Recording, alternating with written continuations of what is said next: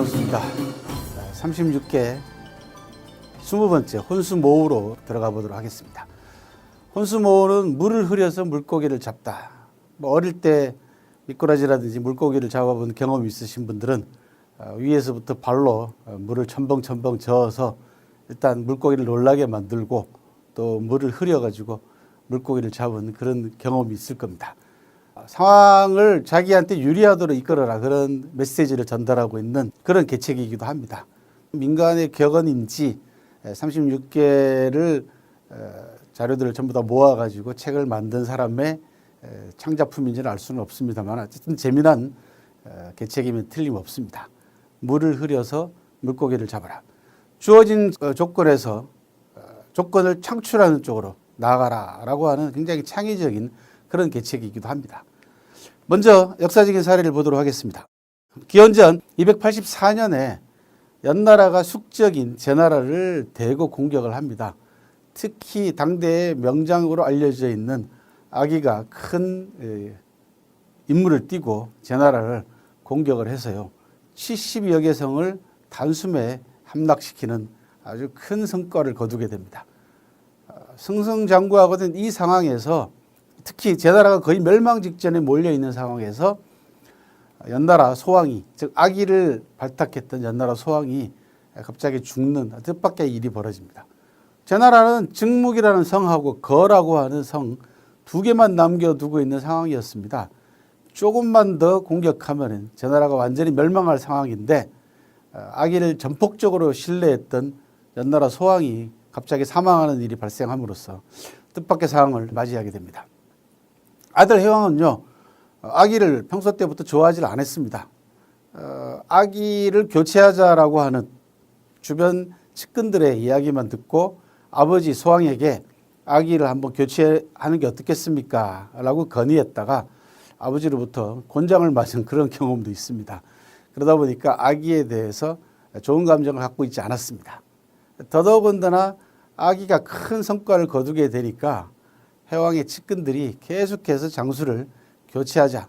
증묵하고 거라고 하는 두 성을, 특히 증묵성을 지키고 있던 제나라의 전단이라고 하는 장수가 이 상황을 적극적으로 역이용하게 됩니다. 좀처럼 해가지고 증묵성이 함락이 되지 않으니까 해왕의 측근들이 계속해서 아기한테 다른 생각이 있는 게 아니냐. 즉 제나라 사람들의 민심을 아기가 사가지고 자기가 제나라를 통치해 보려고 하는 그런 야심이 있는 거 아닌가, 뭐 이런 식으로 아기를 모함하게 됩니다. 권력자들이 제일 민감해하는 그 이야기가 뭡니까? 누군가 자기하고 맞서가지고 권력을 차지하려고 하는, 즉 뭐 반역이라든지 모반이라든지 이런 얘기만 나오면 굉장히 그 두드러기를 일으킵니다.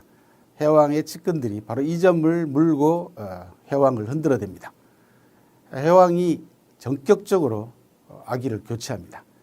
여기에 전단이 이 상황을 제대로 파악을 하군요, 유언비어하고 이간책, 심리전까지 구사를 하게 됩니다.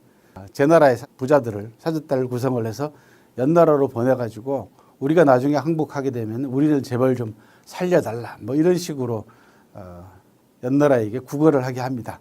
즉 거의 제나라가 붕괴 직전까지 와 있다라는 상황을 연나라에게 거짓 정보를 흘림으로써 연나라 군대가 급하게 서둘러 가지고 전단을 공격하게 만드는, 또 그리고 완전히 마음을 놓아버리죠. 아, 이제는 제나라는 끝났구나. 쟤들이 장사꾼까지 우리한테 와가지고 나중에 살려달라는 걸 보니까 이거는 뭐 더 이상 승부가 결정난 거랑 마찬가지다. 이렇게 방심하고 있는 틈에 전단이 화공을 가해가지고 결국은 연나라 군대를 물리치는, 그렇게 해서 다 이겼던 승리를 연나라가 놓치게 됩니다.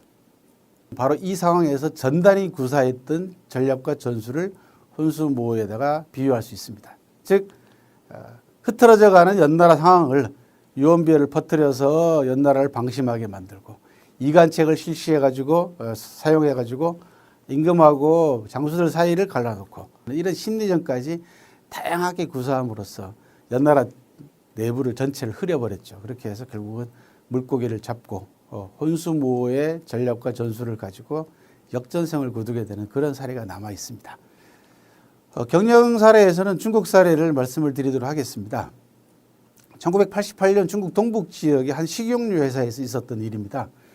동북 지역은 옥수수가 많이 나는 곳이기도 합니다. 그래서 옥수수를 원료로 한 기름 시장이 또 그런 기름을 생산하는 회사들이 굉장히 많은 동네이기도 합니다. 워낙 시장이 복잡하다 보니까 경쟁 상대가 많다 보니까 판매가 영 부진합니다.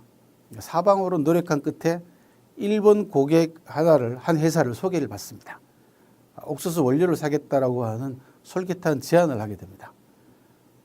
이 회사하고 일본 회사가 가격 협상에 들어갔습니다. 그런데 마치 당장 내일이라도 옥수수를 수입할 것 같았던 일본 상인이 태도가 돌변합니다. 그러면서 가격 협상에 들어갑니다. 일본 상인은 뭐라고 얘기를 하냐 그러면은 뭐 시장에서 지금 정상적으로 거래되고 있는 옥수수 1kg의 가격이 뭐 100원이라면은 95원 뭐 이런 식으로 평균가 이하를 부르는 겁니다. 몇 차례 가격談판을 거치면서 정말로 이 손익분기점까지 가격이 떨어집니다.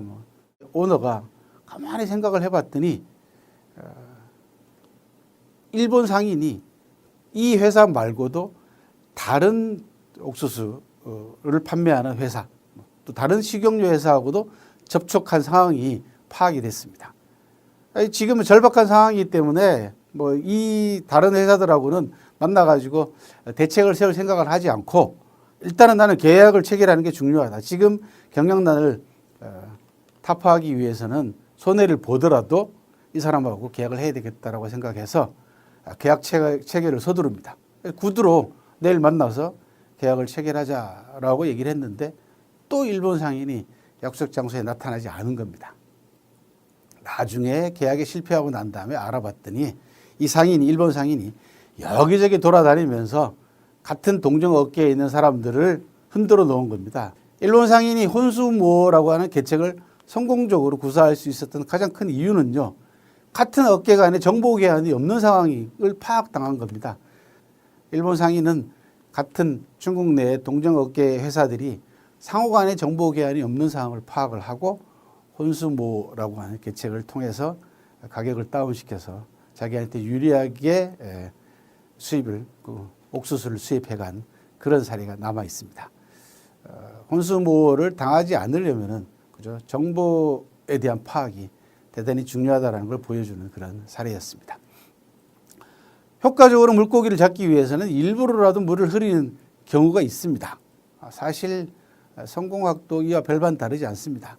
혼란한 국면이 결코 나쁜 것만은 아니지 않습니까? 거기에 내가 잡을 수 있는 기회도 존재하기 때문에 혼란할 때는 많은 사람들이 우왕좌왕합니다. 또 면밀하게 따져보지 않고 자세히 생각하지도 않기 때문입니다. 이때가 바로 나에게는 기회가 됩니다. 차분히 형세를 분석해서 혼수모 계책을 사용한다면 혼란 속에서도 성공으로 가는 길을 찾을 수가 있습니다. 분명히. 하지만 이 계책이 자칫 잘못하면 나쁘게 활용될 수 있는, 즉 음모처럼 비춰질 수도 있고 또 상도덕과 상덕을 포기하게 되면 영원히 업계에서 퇴출당할 위험성도 있는 그런 계책이다라는 말씀을 동시에 드립니다. 고맙습니다.